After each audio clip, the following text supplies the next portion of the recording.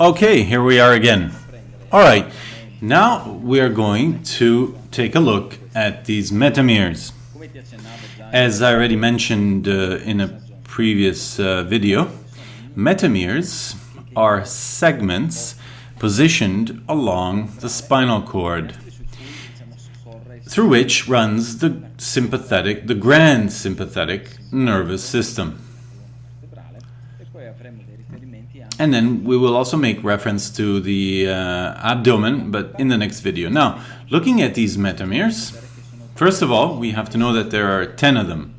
These are, now looking at the picture in front of you, we have the lung metamere. Now, you'll notice that I've written thyroid at the top, but in fact, that is not a metamere, and I will explain to you later how to work on that segment. So, first metamere is the lung metamere. Then we have the heart metamere, the liver metamere, the gallbladder metamere, the spleen and pancreas metamere, they're both in the same metamere, the stomach metamere, the kidneys metamere, the large intestine or colon metamere, the small intestine metamere, and the urinary bladder metamere. The gluteus are not metameres, but we have two spots which are as large as a €1 coin, through which runs the nerve supply to the genital system.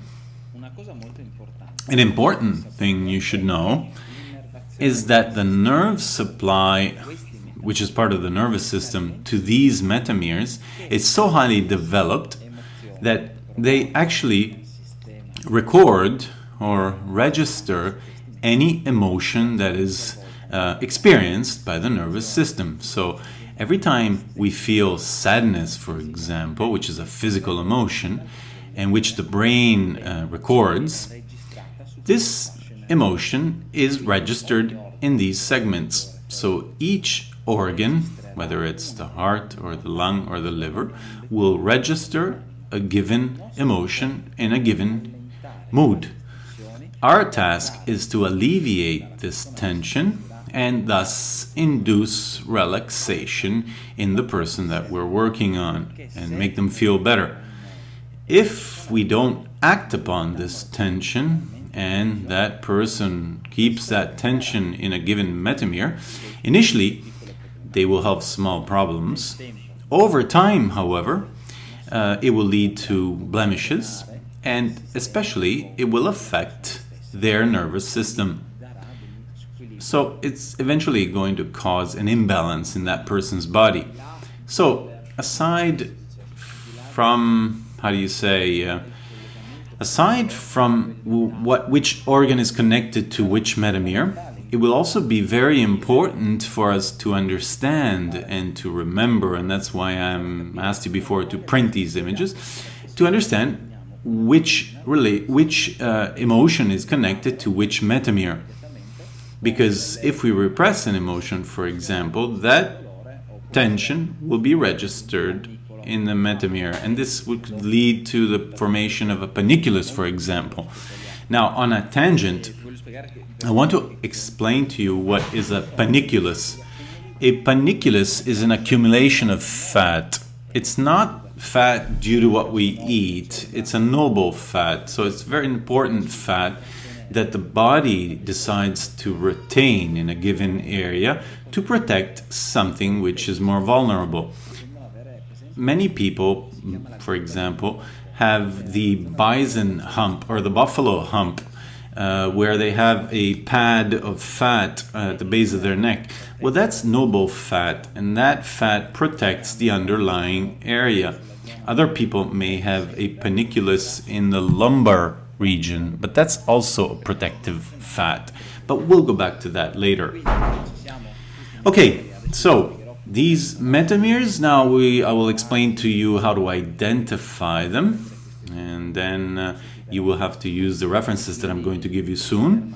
So you have to arm yourself with colored magic markers, and then you will notice that over time everything will come very automatically.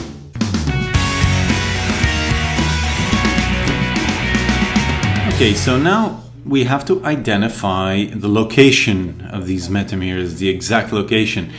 As I was saying before, these metameres are 4 to 5 centimeters in thickness on average. That is the thickness, but then obviously we all have metameres, children included, so this thickness is going to vary, and it's obviously going to be inferior in children.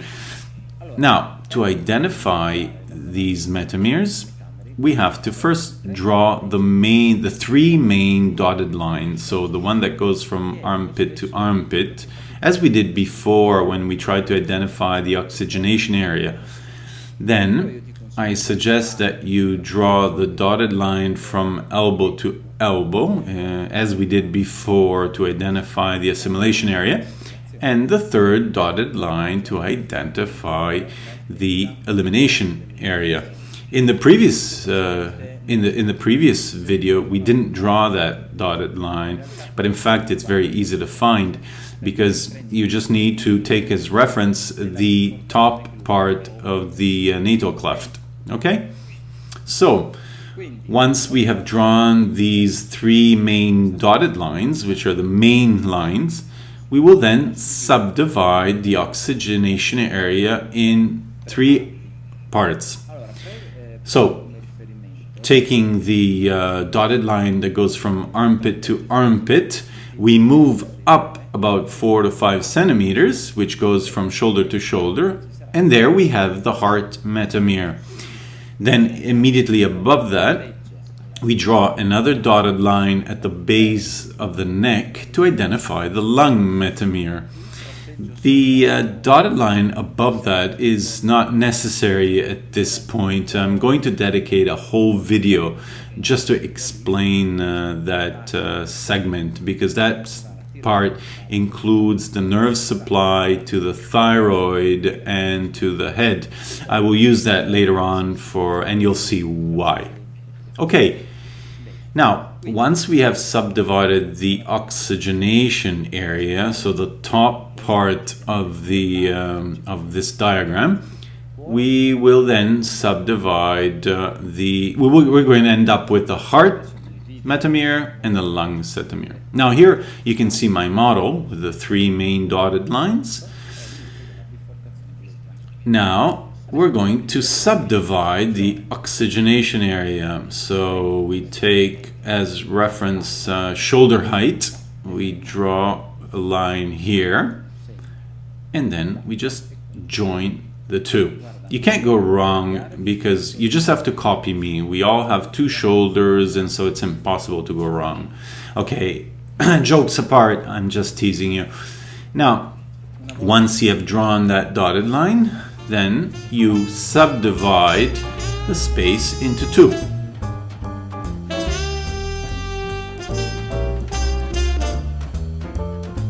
Okay, I think it's very clear.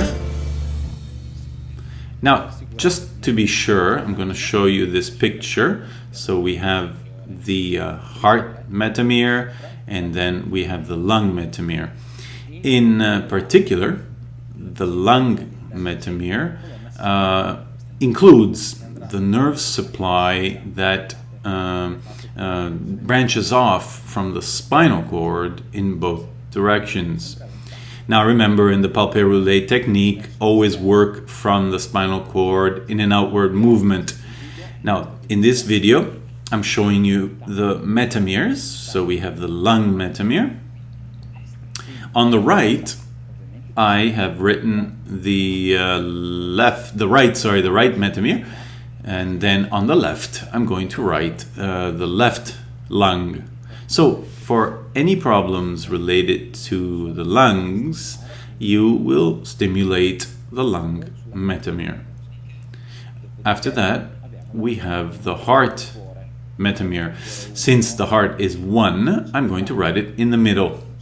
So unlike the lung metamere, we are going to have the nerve supply, we are going to have to work on the whole area.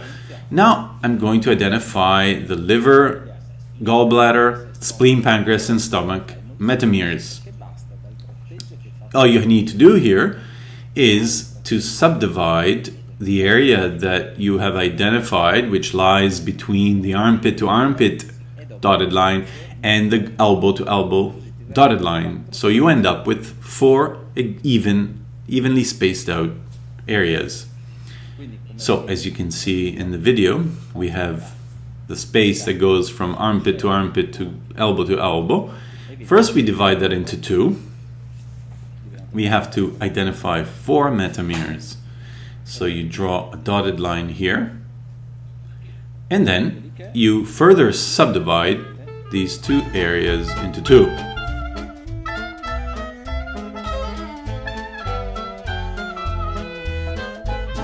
Okay. And now we have identified the 4 metameres. I'm now going to write the name on each of them. Now, given that you're my pupil and I really want you to become good at this, I'm going to enter into the details because I take it for granted that you are a very intelligent person.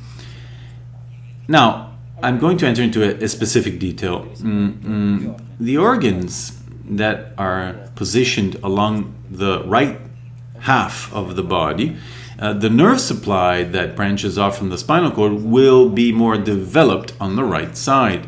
Whereas for the organs which are positioned on the left side of the body, then their nerve supply will be more developed on the left side. Now, for the liver, for example, which is situated in the right side of the body, the nerve supply on the right will be more developed.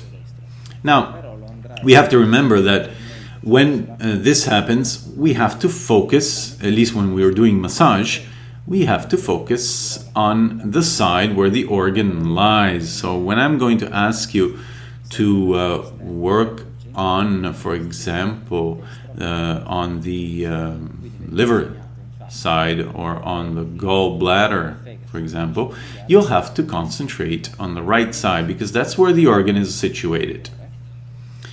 The heart metamere, on the other hand, the nerve supply related to the heart branch off from the spinal cord in both directions because, as you know, the heart is not situated on the left, rather in the middle.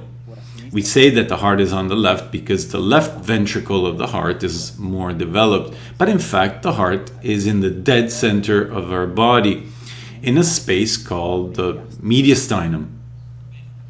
Okay, so once you've done that, we need to identify the spleen pancreas metamere, which is exactly here underneath the gallbladder metamere. As I was saying, the spleen is on the left, so we're going to have to focus on the left when we'll do our palpate roulet technique. The pancreas, on the other hand, is almost centrally positioned, but in fact its right side is more developed, so I'm going to write it on the right side. Then underneath that we have the stomach metamere. The stomach is centrally positioned, so the nerve supply branches off 50% on the right and 50% on the left. You see, as I'm showing you in the video here. Now, once we have identified the assimilation metameres, so liver, spleen, pancreas, stomach, and gallbladder, we're going to move on to the elimination area. The metameres in this area are the kidneys, the large intestine, or colon, it's the same thing. Then we have the small intestine that you see here in the video written in red, and then we have the urinary bladder metamere. So take as reference the dotted line, which is at the height of the top of the natal cleft, and the elbow to elbow dotted line as reference, okay?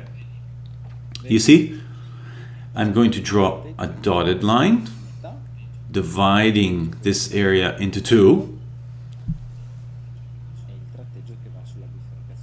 So we divide that into 2, and then once we've done that, we further subdivide these 2 areas into 2, both on the top space and on the bottom space. Okay. And then I can start writing the names. So we have the kidneys metamere here. We have two kidneys, so I'm going to write the right kidney on the right side and the left kidney on the left side. Under that, we have the nerve supply to the large intestine.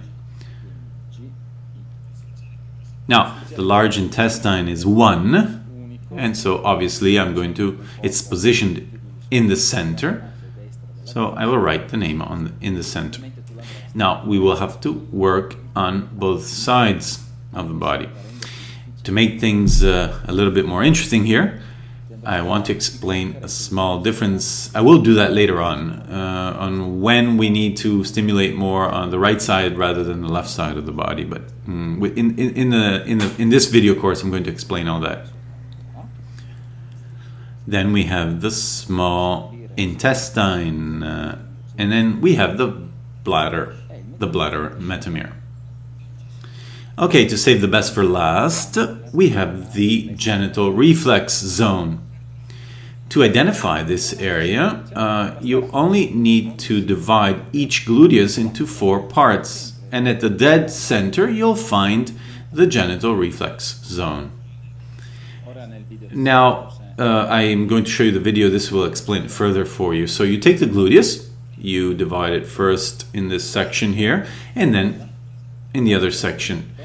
At the dead center, you'll find the genital reflex zone. Now I'm going to draw a circle which is actually bigger than the spot that we're looking for, which is as large as a €1 coin, but it's located right in the middle here. That's where you're going to find it, right here.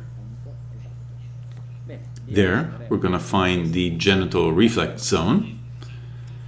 And then, to explore this further, you're going to find on the right gluteus, you're going to find the nerve supply to all the organs positioned on the right side. So the right testicle.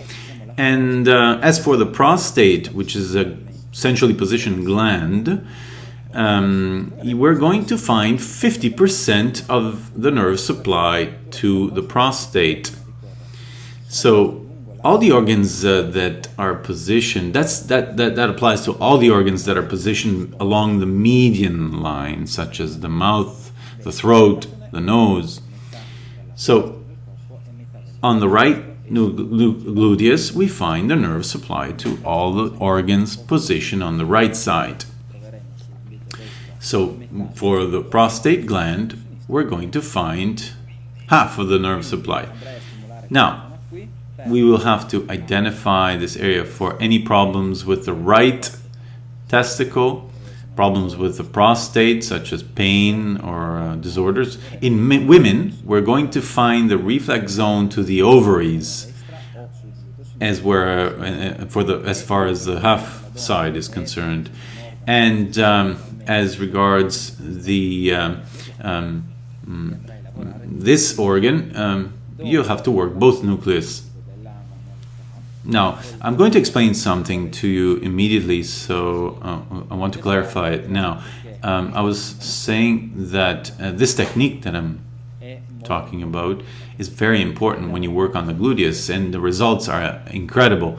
Now, when you alleviate this area, you improve the nerve supply to the genital system, whether in men or female, so much that if the person had a problem with, say, menstrual pain or menstrual irregularities, amenorrhea, which is when the menstrual cycle doesn't come on for more than 6 months, at least 6 months, yes. If it's only 2 months, then it's another problem that has to do with hormones. But if this doesn't come on for 6 months, then we have amenorrhea. Now, through this technique on the gluteus, we're going to solve many cases of amenorrhea and of menstrual pain. This is a frequent case, as I was saying in the presentation video. 80% of the people have this type of problem, whether in their young or older women. In men, on the other hand, before they start to have prostate problems, we're looking at the age of 50 or 50 and up. And in that case, they usually consult a urologist.